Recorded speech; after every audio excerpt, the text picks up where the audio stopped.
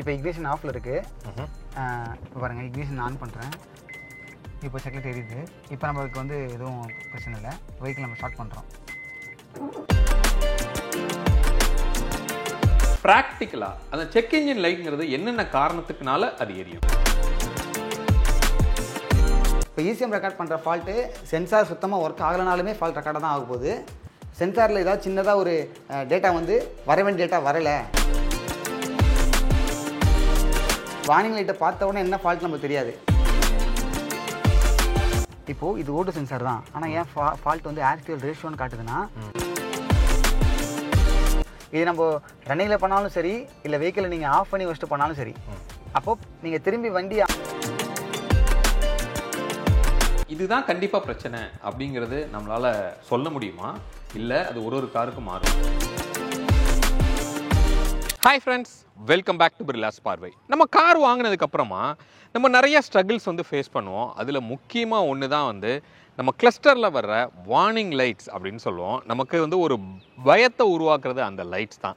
அதில் ரொம்ப முக்கியமானது இந்த இன்ஜின் செக் லைட் அப்படின்னு நம்ம சொல்லுவோம். அப்போ நம்ம கார் ஓட்டிகிட்டு இருக்கும்போது இந்த இன்ஜின் செக் லைட் அப்படிங்கிறது ஒன்று வந்துச்சுன்னா என்ன மீனிங்? நம்ம இம்மீடியட்டாக காரை ஓட்டாமல் நம்ம ரோடில் நிப்பாட்டிடணுமா, இல்லை அதுக்கப்புறம் நம்ம என்ன பண்ணணும் அப்படிங்கிறத ரொம்ப டீட்டெயில்டாக ஒரு டெமோவோட இந்த வீடியோவில் நம்ம பார்க்க போகிறோம். வீடியோக்குள்ளே போகலாம். வீடியோக்குள்ளே போகிறதுக்கு முன்னாடி நம்ம சேனலை இன்னும் நீங்கள் சப்ஸ்கிரைப் பண்ணல அப்படின்னா சப்ஸ்கிரைப் பண்ணிக்கோங்க. பக்கத்தில் இருக்க பெல் பட்டனை கிளிக் பண்ணிக்கோங்க.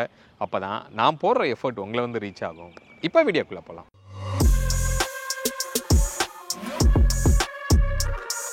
ஃபஸ்ட்டு இந்த வார்னிங் லைட்ஸ்னால் என்ன? கிளஸ்டரில் காமிக்கிற நிறைய வார்னிங் லைட்ஸ்லாம் இருக்குது. அது எதுக்காக கொடுத்துருக்காங்க அப்படின்னு கேட்டிங்கன்னா, நம்ம ஒரு யூஸராக அந்த காரில் என்ன பிரச்சனை இருக்குது அப்படிங்கிறத கொஞ்சம் மினிமலாக அண்டர்ஸ்டாண்ட் பண்ணிக்கணும் அப்படிங்கிறதுக்காக தான் ஒவ்வொரு லைட்டுக்கும் மீனிங் வந்து உங்களோட காரோட மேனுவலில் வந்து கண்டிப்பாக கொடுத்துருப்பாங்க. பட் இது வந்து ஓரளவுக்கு ஜெனரிக்காக ஃபாலோ பண்ணுறாங்க. இந்த லைட்னா இதுதான் மீனிங் அப்படின்னு சொல்லி. அதில் ஃபர்ஸ்ட் நம்ம பார்க்க போகிறது தான் இந்த இன்ஜின் செக் லைட். பட் ஒவ்வொரு வீடியோவாக வந்து டீட்டெயில்டாக டெமோவோட நம்ம பார்க்க போகிறோம். அப்போ இந்த செக் லைட் அப்படிங்கிறது என்னது? இன்ஜின் செக் லைட் அப்படிங்கிறது சம்திங் ரிலேட்டட் டு இன்ஜின் அப்படின்னு நம்ம சொல்லலாம்.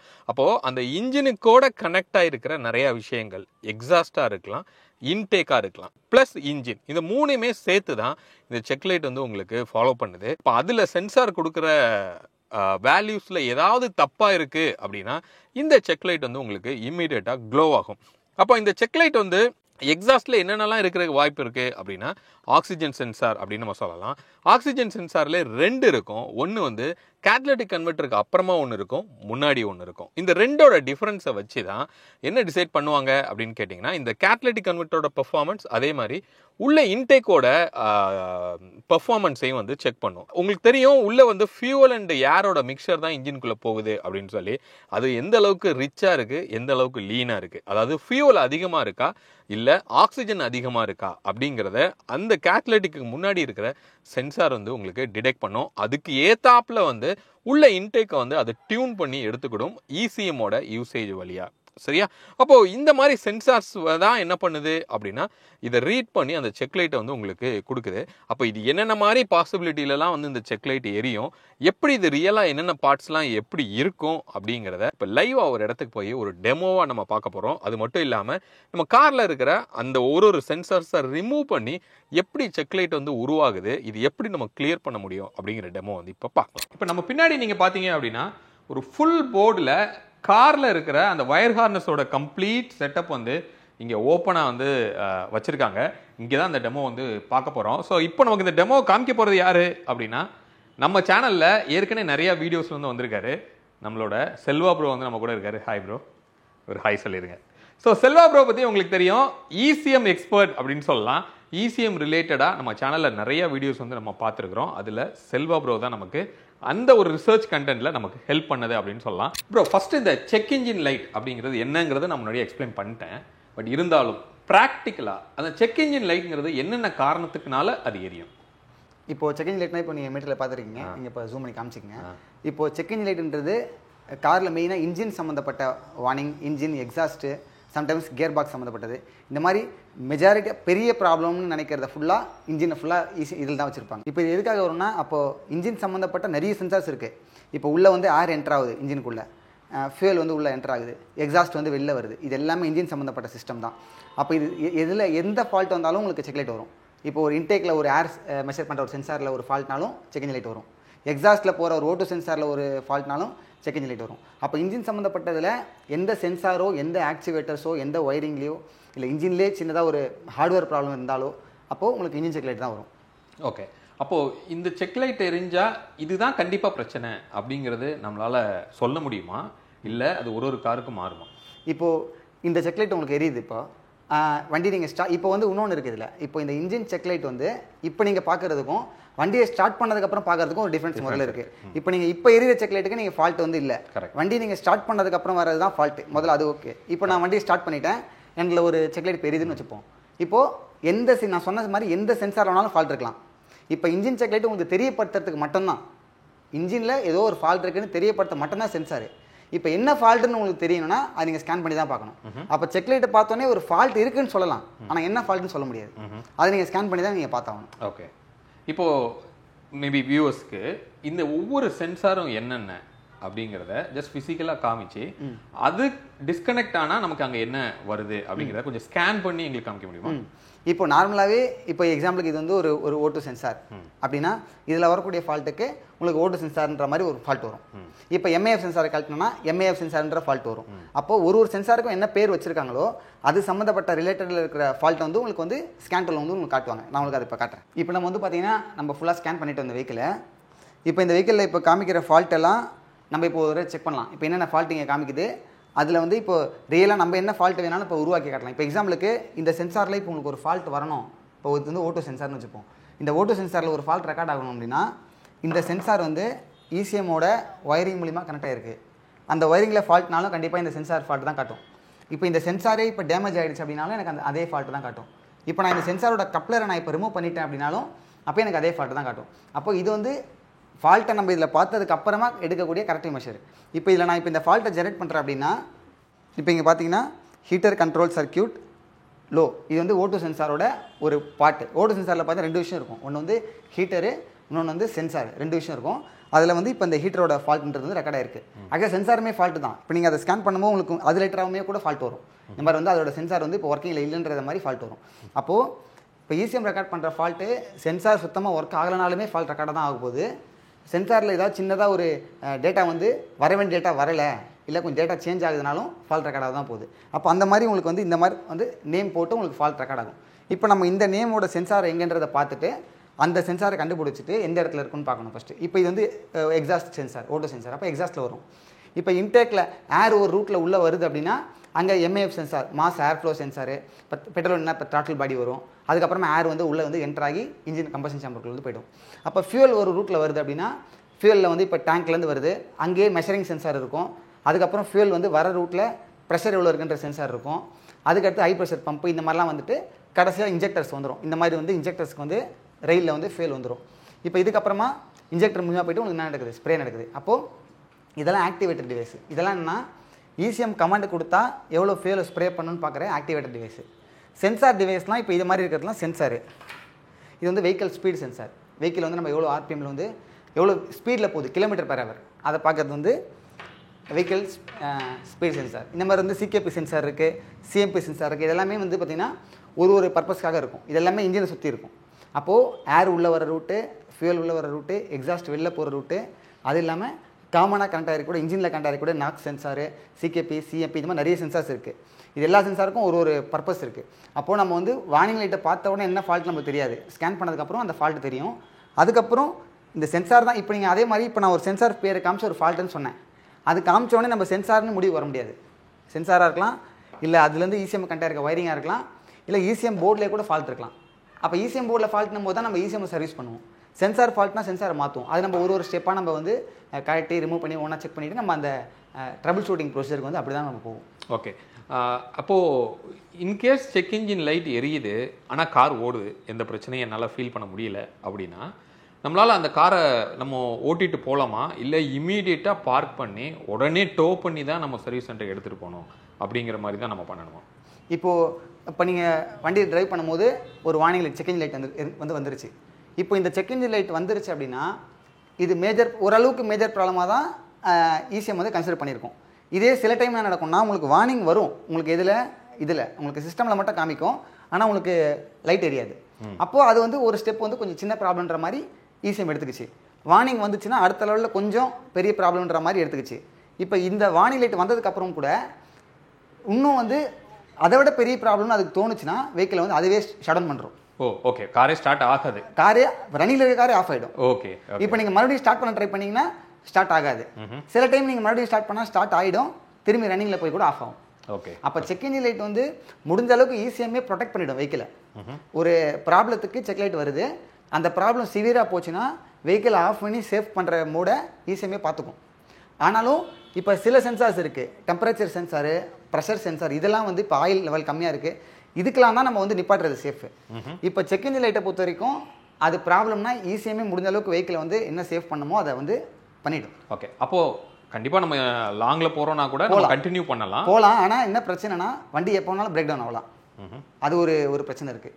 அதனால நம்ம வந்து நிப்பாட்டுறது நல்லது. இல்லைனா எப்போ வேணாலும் வண்டி நடுவில் ஷட் டவுன் ஆகி நிற்கிறதுக்கான சான்சஸ் இருக்குது.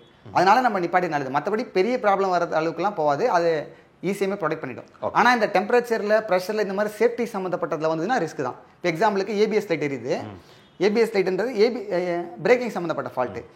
அப்போ ABS எரியுதுன்னும் போது பிரேக்கிங் சம்மந்தப்பட்ட சிஸ்டம் வந்து ABS ஒர்க் ஆகாது, நார்மல் பிரேக் தான் ஒர்க் ஆகும். இப்போ இதனால் உங்களுக்கு வந்து பிரேக் ஃபெயிலியர் ஆக வாய்ப்பு இருக்குது, வேறு ஏதாவது பிரச்சனை வர வாய்ப்பு இருக்குது. அப்போ அதெல்லாம் நீங்கள் பார்த்துக்கணும்.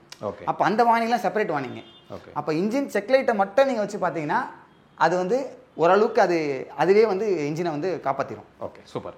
இப்போது ஒரு சில பேர் நம்ம வீடியோஸில் நம்ம பார்க்குறோம், இல்லை வெப்பில் போட்டிருக்காங்க, இப்படி செக் லைட் வந்தால் ஒரு சில மெத்தடில் நீங்கள் அதை ரீசெட் பண்ண முடியும், அந்த செக் லைட்டை ஆஃப் பண்ண முடியும் அப்படின்னு சொல்கிறாங்க. நீங்கள் கேரேஜுக்கே போகாமல் நீங்களே DOIயில் பண்ண முடியும்.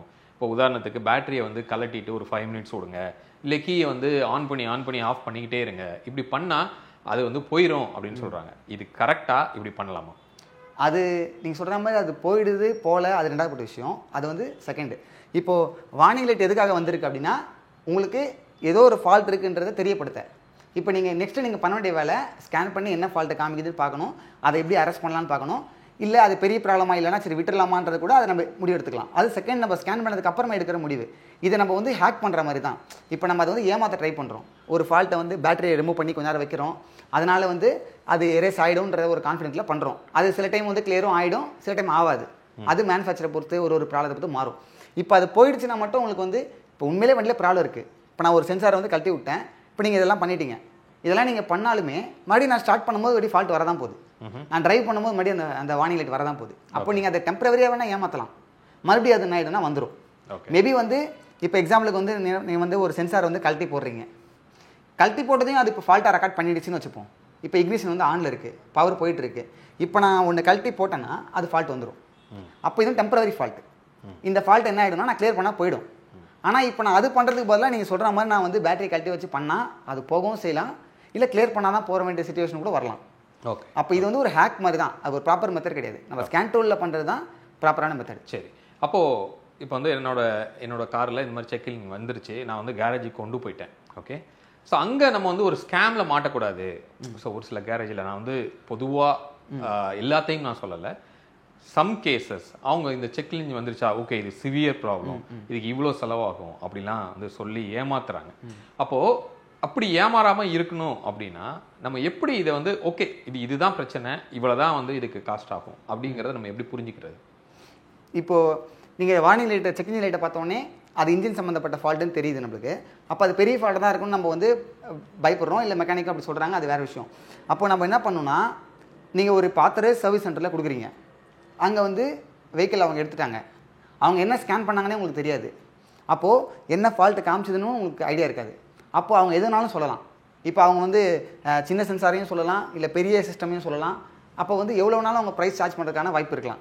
இது வந்து ட்ரஸ்ட் அடிப்படையில் தான் நம்ம வந்து வெஹிக்கிள் வந்து அவங்கள்ட்ட கொடுக்குறோம். அப்போது ஒன்று என்ன பண்ணோன்னா, இந்த மாதிரி வந்து உங்கள் கண் எதிர்க்கே அவங்க ஸ்கேன் பண்ணுறாங்களான்றது ஒன்று இருக்குது. அப்படி பண்ணாங்கன்னா நீங்களே பார்த்துருவீங்க, இந்த ஒரு ஃபால்ட்டு காட்டுதுப்பா, அப்போது நான் எடுத்த உடனே உங்களுக்கு அந்த ரிப்போர்ட்டை பிடிஎஃப்ல ஷேர் பண்ணுவாங்க. இப்போ நாங்கள் ஷேர் பண்ணிட்டோம்னா உங்களுக்கு அந்த பிடிஎஃப் ரிப்போர்ட்டை நீங்கள் என்ன பண்ணிப்பீங்க, பார்த்துப்பீங்க. அப்போ ஓகே இதெல்லாம் ஃபால்ட் இருக்குன்னு நீங்கள் ஒரு ஐடியா வச்சுப்பீங்க மைண்டில். அப்போது சம்மந்தம் இல்லாமல் இது ஃபால்ட்டுக்கு அது ஃபால்ட்டுன்னு அவங்க ஏமாற்ற முடியாது. ஆனால் இது எல்லா இடத்துல அலோவ் பண்ணுவாங்களான்னு நமக்கு தெரியாது. அப்போது இப்போ இதுதான் வந்து இப்போ ஃப்ரீலான்ஸாக நிறைய பேர் ஸ்கேன் பண்ணுறாங்க பார்த்தீங்களா, அவங்க தான் உங்களுக்கு வந்து இந்த மாதிரி ரிப்போர்ட்டை கையில் கொடுப்பாங்க. உங்களுக்கு எதிர்க்கவே ஸ்கேன் பண்ணி எதிர்க்கவே ஃபால்ட்டை வந்து காமிச்சு கொடுப்பாங்க. ஆனால் இப்போ சில கேரேஜஸ்லேயும் அப்படி பண்ணுவாங்க, ஆனால் எல்லா இடத்துலையும் இப்படி பண்ணுறது கிடையாது. அப்போ அந்த மாதிரி உங்களுக்கு பண்ணாங்கன்னா உங்களுக்கும் அதில் ஒரு கான்ஃபிடன்ஸ் கிடைக்கும், அவங்களுக்கும் ஒரு ட்ரஸ்ட் கிடைக்கும். அதுதான் நாங்கள் வந்து அந்த மாதிரி தான் பண்ணுவோம். ஸ்கேன் பண்ணிவிட்டு ரிப்போர்ட் எடுத்து கையில் கொடுப்போம். ஓகே, இப்போது என்னோட காரில் நம்ம வந்து ஒரு வாலண்டியராக நம்ம வந்து கிரியேட் பண்ணலாம் ஒரு இஷ்யூவை, அதில் ஸ்கேன் பண்ணி அது எப்படி காமிக்குங்கிறத எனக்கு காமிக்க முடியுமா?